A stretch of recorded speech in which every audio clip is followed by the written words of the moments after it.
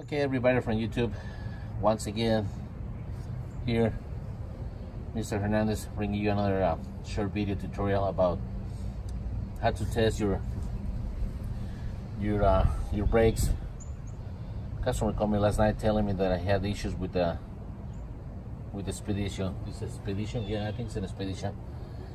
Telling me that he had to put the foot on the gas more than normal to make it this going forward. He said it was like losing power. He didn't know why. He brought it to me last night, and I used the first thing I did, I used my laser gun to check the temperature, and I noticed a big difference. Also, when I took it out, I noticed this reddish color. This is oxidation, but when it's exposed to high temperature, it gives this kind of color. So, like I say, I used my gun, and I saw a big difference. This morning, I just pick it up and then I turn the tire on the driver's side, and it just moved freely. I tried to do this side, and nothing happened. It was like really tight. So, took the wheel out, or tire out, and I used this breaker bar, short one, and I spinned it. Once I spin it, as you can see, it's spinning freely. So the next step was just to take it out the brake caliper, the brake pads, and try to return those pistons. This is a double piston caliper with a C-clamp. And as you can see, I'm applying a lot of force to it, and it's not turning really good. Look, so I have to do little by little, but it's really hard to do it. They had to come back easily, but they're not doing it in this case. So this is 80% that the caliper is bad, that the pistons are corroded inside, and they don't want to return. In order to skip another problem or make sure this one is bad, I'm gonna loosen up the bleeder and apply the same force.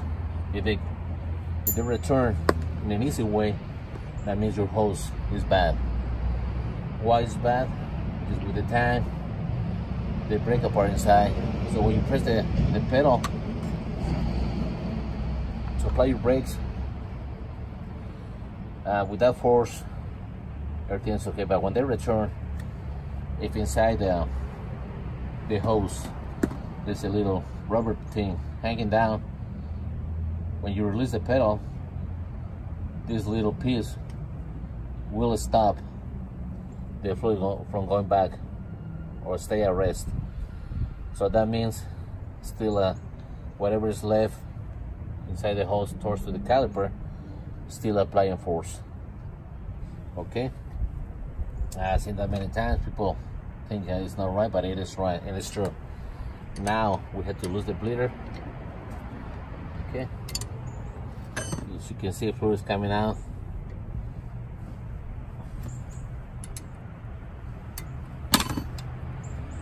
And see, it's really hard to return them to the back. I mean, in other words, it's hard for us to put them back on the original position. So this is a good indication that the problem lies over here. But I already talked to the customer. I told him I was going to replace both caliper and the hose. Why is that? It's very simple. The hose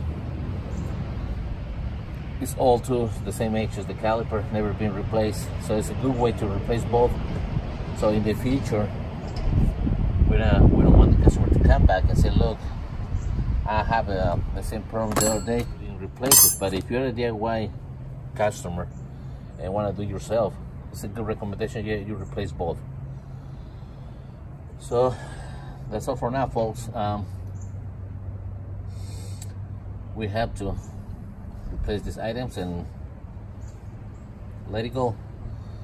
If you like my videos, either subscribe or give me a thumbs up for everybody. Thank you very much. This is Mr. Hernandez from Ugaldes Auto Repair. See you next time.